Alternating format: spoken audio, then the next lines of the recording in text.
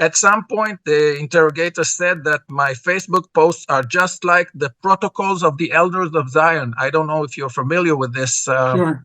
One of the most anti-Semitic documents ever been written. It's 100 pages. Now, I'm history teacher, so I asked them, did you ever read the protocols of the elders of Zion? There was no comment.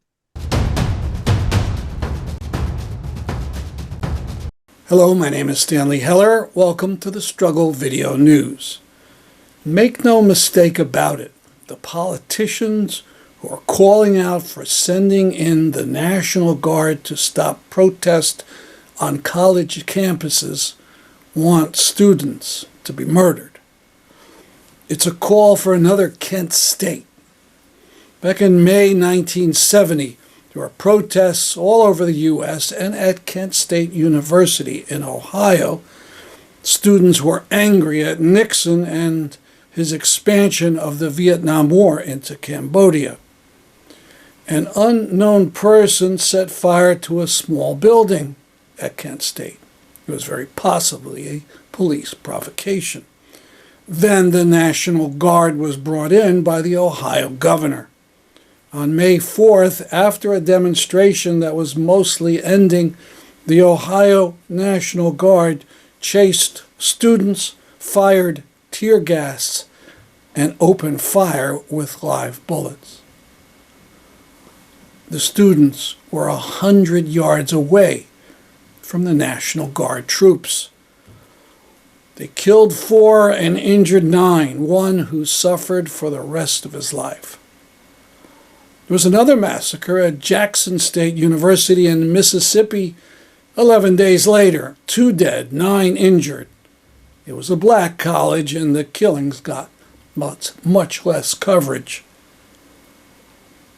So what has riled up the knuckle-dragging politicians?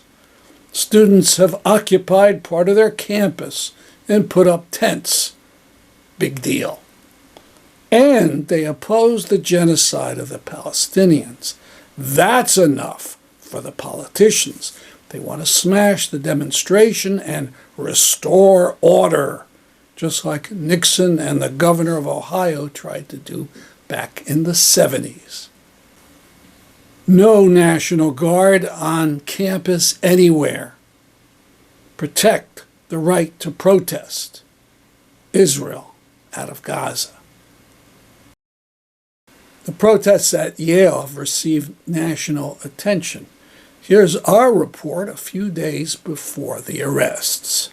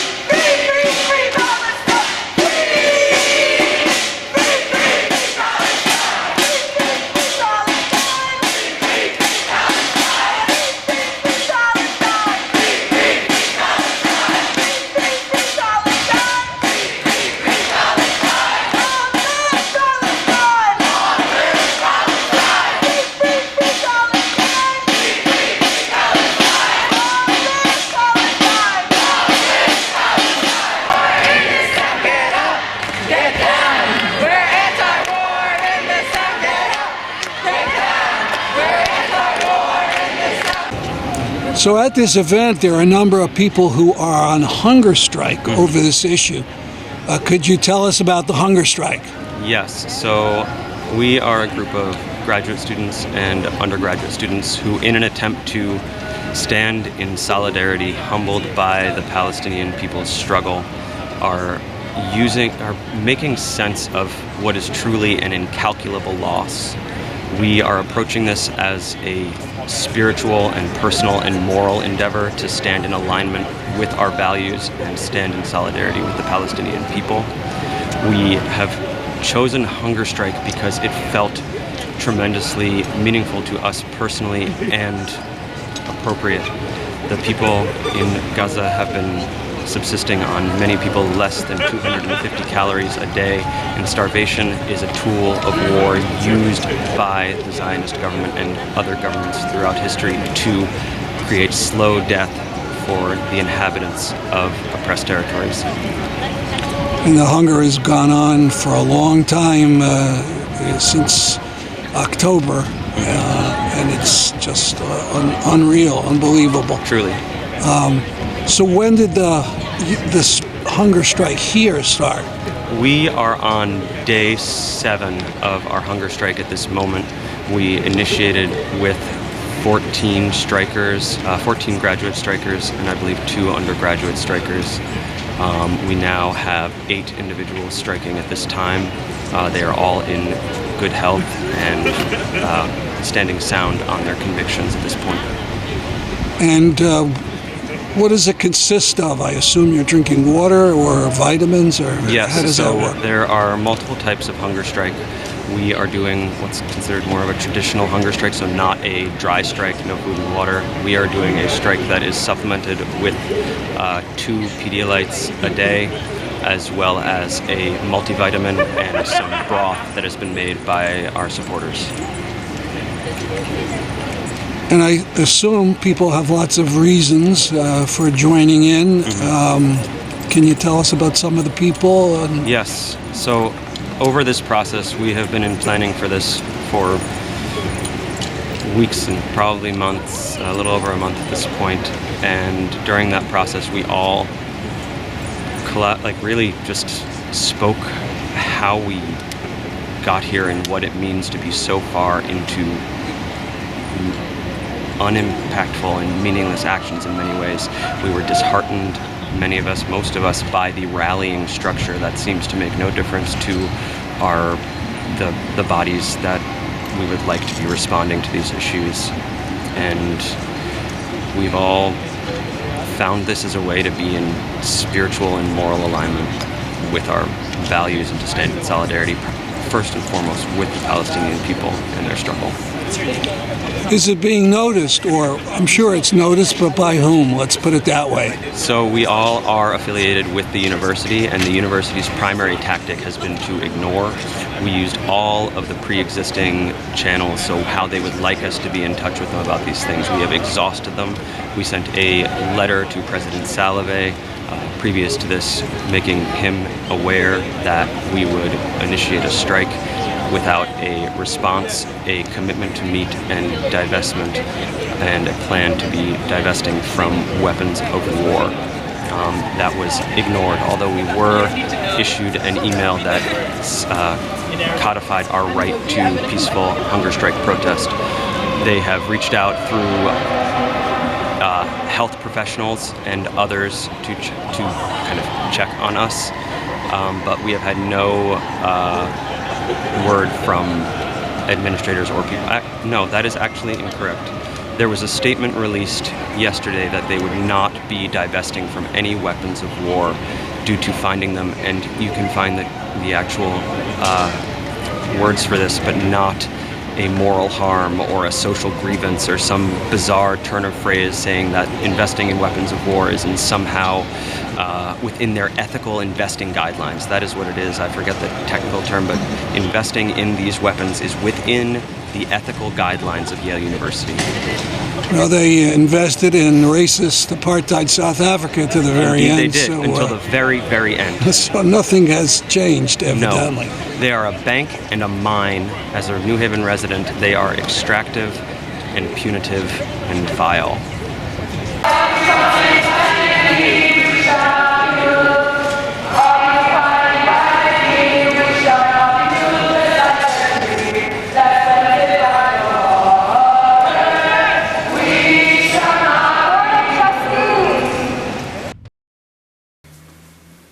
want to talk about the comment of this man, former policeman, who is now mayor of New York City, Eric Adams. About the protests at Columbia, he denounced them with lies about anti-Semitism and said the problem was, quote, outside agitators, unquote. That statement is breathtaking in its ignorance. The civil rights movement in the 50s and 60s was constantly denounced, and that phrase was used against the protests. Supposedly, blacks down south were happy. It was only the outside agitators from the north that were causing the trouble.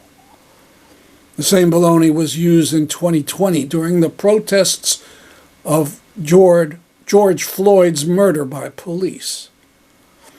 On April 24th, Fox News reported a fellow passenger on a flight that Adams took blasted him with profanity and said, "You support the genocide in Palestine." She said, "I strongly believe if Palestinians don't get peace, if protesters don't get peace, if New Yorkers don't get peace, then Eric Adams most definitely does not deserve peace anywhere, anytime." This QR code will get you to the article. Fox News gives the woman a long quote. It's well worth reading. Joe Biden's response to the demonstrations on campus in the United States was to call out anti-Semitism. In a written statement, he said, "Even in recent days, we've seen harassment and calls for violence against Jews. This blatant anti-Semitism is reprehensible and dangerous, and it has absolutely no place on college campuses or anywhere in the country." Just utter crap. Look at the signs at demonstrations. They call for ceasefire. They call for an end to the genocide. They don't attack Jews. In fact, Jews are often major participants in the protests. More about that next week as we'll show the Seder protest in Brooklyn, New York, a protest against genocide launched by thousands of Jews. It went under the radar, but an independent UN report cleared UNRWA of the latest Israeli regime fantastic charges. It claims that 20% of UNRWA staff were terrorists. The report notes that despite Israeli claims, their government didn't bother to provide any evidence to the UN Commission that was headed by a former foreign minister of France. Of course, this wasn't noticed by the U.S. Congress, which had already passed a bill providing many new billions in weapons for Israel, and which included a clause banning any U.S. money for UNRWA. Don't expect anyone in Congress to apologize. Now for the first part of an interview I did with an Israeli teacher who was fired and arrested for some social media posts showing sympathy for Palestinians killed by Israeli soldiers and settlers. I'll be speaking to Meir Baruchin. He's a veteran history and civics high school teacher in Israel. He showed sympathy to Palestinians in some social media posts. After October 7, he lost his job and was arrested. This year, he regained his position, but is facing opposition, hatred from administration and students at his school. Good evening. Good evening, Stanley. I first heard about your case from the interview on Democracy Now! That you did last November, and it said that because of these posts, you had been suspended from your teaching job and then arrested on suspicion of the intention to commit an act of treason. Could you give us the details of what happened to you? Yes.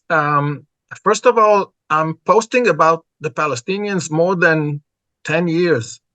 Um, for most Israelis, the Palestinians are nothing more than vague image. If you say Palestinian, they automatically think terrorist. They have no name, no face, no family, no hope, no plans, nothing. So what I'm trying to do in my Facebook, I'm trying to humanize the Palestinians. So hopefully more Israelis would be able to see them as human beings and maybe communicate with them in non-violent ways. And I'm doing this for, like I said, for more than 10 years. Since October 7th, I began posting about entire families in Gaza that were wiped out, personal stories, in particular, women and children. Now, I'm working for the last 17 years in a school, in high school that belongs to the municipality of the city of Petah Tikva. It's near Tel Aviv. And this municipality is being ruled since 2018 by an extreme right winger, a big supporter of Prime Minister Netanyahu. So I was called for a hearing on October 18th. The next day, I was fired. I began to look for an alternative. There were two principals that were willing to hire me right away, but on October 24th, the Ministry of Education suspended my license, so I couldn't go back and teach anywhere in the country. On the same day of my hearing in the city of Petah Tikva, the municipality people also filed a complaint against me at the Jerusalem police station. I live in Jerusalem, okay? I didn't know that at the time. On November 9th, I got a phone call from the police station ordering me to come over for an interrogation. I asked on what charge. They said sedition and incitement. On my way there, I called my lawyer, and he said that in order to interrogate an Israeli citizen for sedition and incitement, the police need an approval from the general attorney. The police did ask for this approval, but was rejected. The general attorney said there's no sedition and incitement in his posts. So the police decided to interrogate me on intention to commit an act of treason and intention to disrupt public order. The minute I walked into the police station, they cuffed my hands and legs. They confiscated my phone. 5 detectives escorted me to my apartment and ransacked the place upside down, top to bottom, searching for sedition and incitement material. Obviously, they didn't find anything. I was taken back to the police station for first interrogation that lasted 4 hours. In the first part, they presented 14 posts. Most of them were before October 7th. There were posts from 4 years ago, 2 years ago. They asked me, what did you mean? What was your goal? What do you think someone who reads your post will understand? The second part of the interrogation was more a rhetoric, trying to put words in my mouth. When you install the answer inside the question, you don't let the other person choose his answer. For example, they asked me, as someone who justifies and legitimizes the rapes committed by Hamas people on October 7th, don't you think that, that was their technique? After that, I was taken to the jailhouse in the Russian compound in Jerusalem. I was categorized high-risk detainee. They put me in solitary confinement. They took away my hand watch. I didn't know when it was nighttime, daytime. On the next day, November 10th, there was a court hearing. The judge decided to extend my detention until November 13th.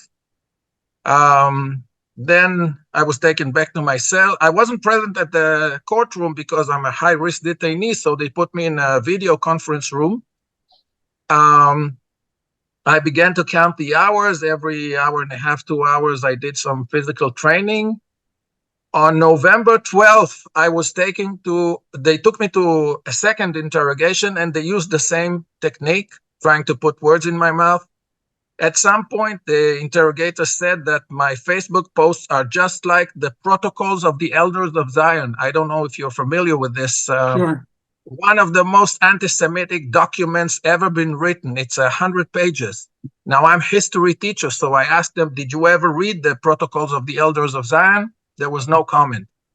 The next day I was released and began my motion at the District Labor Court in Tel Aviv. On January... Let me stop you for a second. So okay. you talk about these interrogations. Now, in the U.S., people have the right to remain silent. Does that exist in Israel, that right to remain silent? Yes, you have a right to remain silent, but if you do, it means you have something to hide.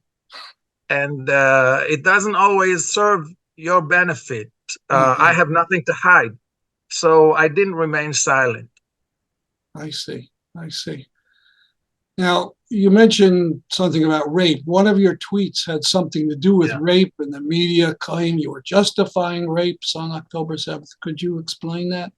Yes. First of all, I posted on October 11th a post strongly condemning everything Hamas people committed on October 7th, including rapes.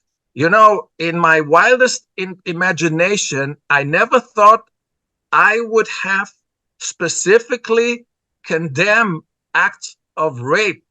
I thought every reasonable person would be able to understand that without my explanation. Nevertheless, in the WhatsApp group of the teachers at the high school, one teacher wrote that IDF soldiers never raped Palestinian women. And she is wrong, because IDF soldiers did that in the war of 1948 and ever since.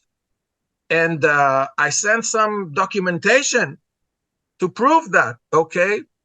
But it was no use. I mean, people were so shocked on October 7th that it was impossible to have a reasonable conversation with them. I asked, why are we going to Gaza? What are our goals? What is our tactics? What is our exit strategy? And now, after more than 6 months, what did we achieve? I mean, I tried to raise a conversation with my fellow teachers, but it was impossible. You know, all those people that blamed me for writing this note about the rapes, after I sent the documentation, they said it never happened. And then they said, okay, it happened only there were only a few incidents.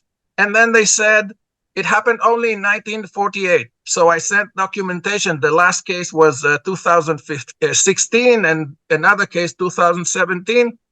You know, it's not that I'm comparing the IDF to the Hamas people who raped more women and who's more cruel.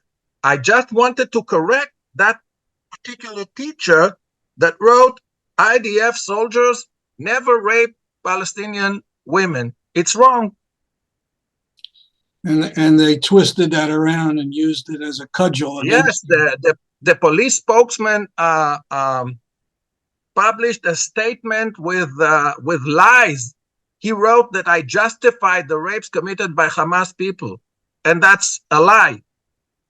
I understand. But the mainstream media, you know, embraced the statement of the police spokesman, never even tried to challenge it, and of course never asked for my response. Yeah. So you were in jail, and after a number of days you were let out. You were considered this high security risk, and then they let you out. Yeah. Seems a little contradictory. I'm very dangerous, can't you tell by seeing me? You're wearing a red shirt. Well, okay. Yeah. The criminal case is still pending. I'm still facing charges. I mean, there will be no indictment, no trial. The general attorney wrote a letter to the head of interrogation department of the police, strongly criticizing him for my detention, but like I said, the case is still pending, the criminal case. Now, at the time of your Democracy Now! Interview, you said the police had not returned your cell phone or your laptops. Did you eventually get them back? I was released on November 13th. The police gave me back my phone, my laptops, my disc and keys on December 3rd. Okay.